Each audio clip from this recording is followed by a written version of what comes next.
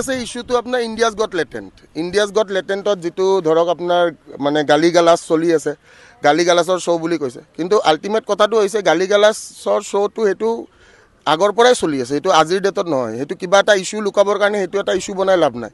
ঠিক আছে, অসমত এতিয়া অসমৰ বাজেটত অসমক কি দিছে সেইটো কথা আমাৰ চিন্তা কৰিব লগা এটা কথা যে অসমে বাজেটত এবাৰ কি পালে।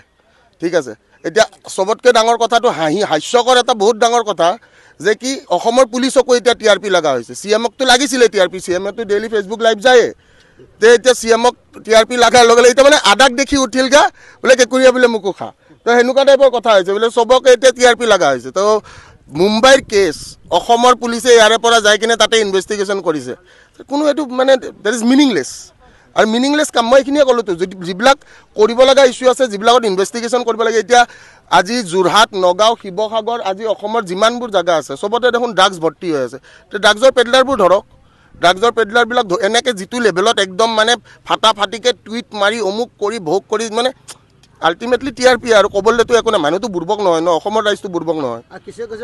মোক কোনোবাই বিজেপিৰ বুলি কয়, কোনোবাই কয় মোক AGPৰ মানুহ, কোনোবাই কয় AJP, কোনোবাই কয় আপোনাৰ বোলে কংগ্ৰেছৰ মানুহ।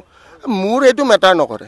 কিয় মেটাৰ নকৰে? মই জানো মই কি হয়, আৰু মই জিন্দগীত পলিটিক্স নকৰোঁ বুলি আগতেও কৈছোঁ, কাৰণ মই বৰ বেয়া পাওঁ। মানে আপুনি নালাত ডুবিব কোনে বিচাৰে কওকচোন? হা, আপুনি নালাত হাজাৰ গাখীৰ ঢালক, সি ক'লা হ'বই। আৰু শিৱসাগৰ ডাঙৰ সুযোগটো পোৱা নাই, কাৰণ এটা কথা আমি সকলোৱে জানো যে কি যেতিয়ালৈকে বাবাই নামাতে তেতিয়ালৈকে আপুনি আহিব নোৱাৰে। ঠিক আছে, আৰু যিকোনো ধৰক আজি বৈষ্ণোদেৱীয়ে হওক, বাবা ধামে হওক বা কুম্ভ মেলা হওক, আজি 144 ইয়াৰ্ছৰ পিছত কুম্ভ মেলা হৈছে। ঠিক আছে, সকলোৱে যাব পাৰিছে জানো? যাক মাতিছে তেওঁ গৈছে, তেওঁ স্নান কৰিছে। 144 ইয়াৰ্ছ বস্তুটো বুজি পাইছে? ইমান বছৰ মূৰত এটা কুম্ভ মেলা আমি ইচ্ছা কৰিও আমাক যদি বাবাই নামাতে আমি কেনেকৈ যাম? সেইটো সেইটো মানে পচিবল নহয়। ছেম ভাগ্য, সেইটোৱে কথা। ছেম শিৱৰাত্ৰিৰ ক্ষেত্ৰতো, শিৱসাগৰৰ ক্ষেত্ৰতো এইটোৱে ক'ম, যদি বাবাই সেই অনুমতি দিয়ে বা বাবাই যদি মাতে ডেফিনেটলি আহিম, সেইটো আৰু ক'বলগীয়া একো নাই।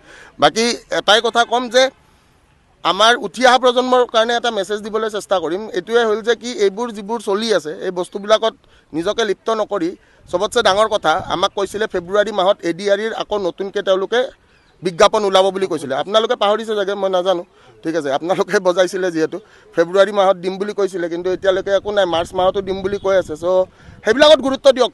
আনএমপ্লয়মেণ্ট ৰেটটো বহুত বেছি বাঢ়ি গৈছে, 23.1% এতিয়া মানে লাষ্ট আৰু এতিয়াৰ মাজত যিটো গ্ৰাফ, এই গ্ৰাফটো এনেকৈ বাঢ়ি গৈছে।